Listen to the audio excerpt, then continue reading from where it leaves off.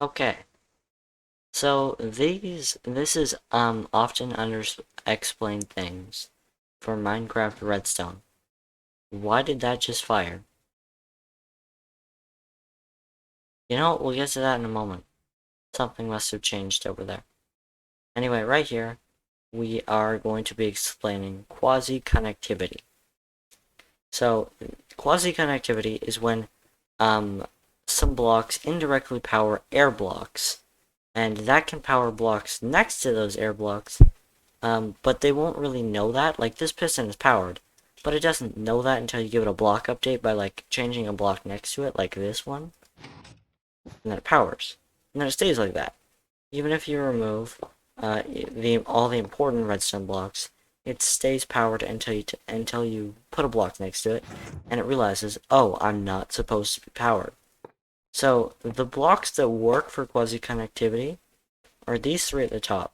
These five here do not matter at all. If any one of these three are here, though, it affects the block. And then you have to remove all three if you want to depower it. This works. This works. This works. But say here, oh, here, doesn't work. It doesn't power this block the way it has to power the block above, the air block above the piston. And this usually only really does stuff for pistons. So that's quasi-connectivity. Only these three blocks. So like here, those are the only ones that affect the piston. I don't know why this fired, but yeah, this was a demonstration down here.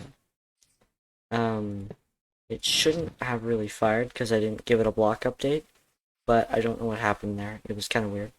Anyway, yeah, you block update and you get the idea. Even with nothing there, it stays powered until you tell it, oh, I'm not supposed to be powered anymore. This also works with redstone dust. This redstone dust is actually powering this block here, which is indirectly powering the air block above the piston, and this redstone block is just giving power to the redstone dust. It works the same. I don't have a redstone. But yeah, that's how that works. Okay, glass is a transparent block, which we explain more over here, but it won't do the same thing as the others. Other transparent blocks like slabs, I spelled wrong. We'll just take an andesite one because I don't have time for that. They are also like this. They are transparent blocks as well. But this is what transparent blocks do, and because transparent blocks are also important to know,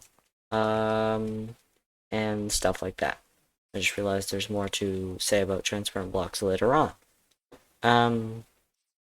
Right here you have we have redstone blocks powering them.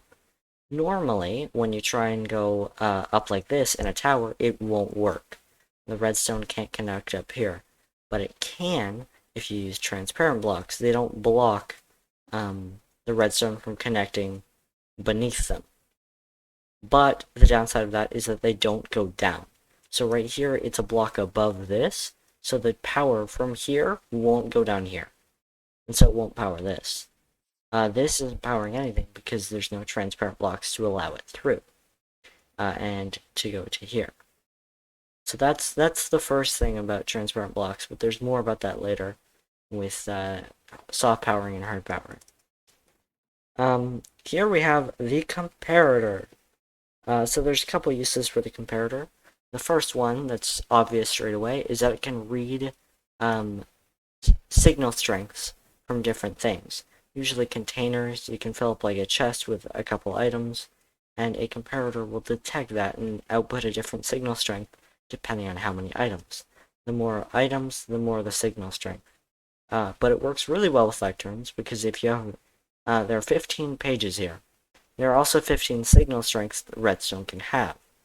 And so for each page that is open, because we're on page 4, we're getting an output of 4 signal strength here, even though you can't see that. but you can see it over here. And the reason we're getting a full 4 over here is because of the first thing of comparators. So we have 4 here, and as you can see here, a 3 because we're on page 3, going into the side. That means that the output will not get changed while it's exiting the comparator, but only if this front knob is not lit up. If it's lit up, then the comparator is in subtract mode and will only do 1 signal strength because it's 4 and running into the back minus 3 running into the side. And now, the reason this is let through is because the 3 is lower than the 4 or equal to the 4. If you had 4 and 4, it would work fine. But if the signal strength running into the side is bigger than the one into the back, then it cancels everything coming out of the side. I mean, out of the front, rather. Sorry. But if we increase this to 5 or 6 again, it relights up. And you can see if we do 7 here, and say 5 here, and then put it in the subtract mode, we get 2 for the signal strength, because it lasts 2 and then 1. It decays by 1 for each redstone. So this has 0, this has 1, and this has 2 signal strength. So that's how that works. Another thing with this is that you can have this little machine here. And before I turn it on, because it is loud, well, for this part, you'll see it flashes a lot. The reason is because there's 15 signal strength coming from this lever going straight into the back of this comparator. The comparator outputs 15 here and 14 here. It also outputs 14 here and 13 here. It has 13 running into the side while it's on subtract mode, so then it changes to 2 output strength. So 1 here and 2 here and 1 here. So it's powering this piston completely. But it's 2 here, 1 here, and 0 here. So then the 15 gets let back through, and you have a cycle. 15 goes through, gets changed into 13 here, which changes this into 2, and then it doesn't stop it from bringing through whatever it wants, so the 15 signal strength comes back through. But because this here is 2 and then 1, when it's flickering off in its off state, this is 0 in its off state, so it will flicker on and off, whereas this one is always lit up by at least 1 or 14. So that is like how you can use comparators in that sort of way, which kind of gets used for certain things. Here we have soft powering and hard powering blocks, which I also realized I need transparent blocks for. So I will have to do something during this. But redstone dust, when it goes straight into a block, soft powers that block. Certain things can read a soft powering, like a redstone lamp on it will be powered and lit up. But redstone dust cannot continue a soft powering from a block that is soft powered. A repeater can, however, take a power from a soft powered block and output it. And a repeater can also hard power a block. This is the first time we've seen it because only certain things can hard power a block. But what it does is it powers everything next to the block, including redstone, just redstone dust. And the lamp is also lit up like normal. Powers this lamp. Redstone torches, which invert the signal if you don't know, also can take a soft powering to be activated like a repeater can over here. A redstone, a transparent block, such as glass, cannot get soft powered. It just can't. I'm also checking this while doing it.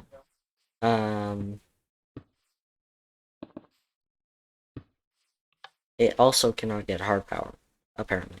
So, glass cannot hold power.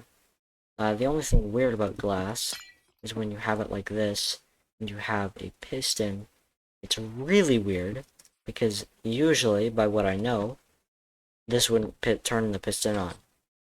But it does. I think pistons are just special this way, because nothing else gets activated by glass being powered. So that is the underexplained things in Redstone for you. If there's something I missed, I might cover it again, or just revise something in the comments or description. Anyway, I hope you learned something or got something explained. Bye!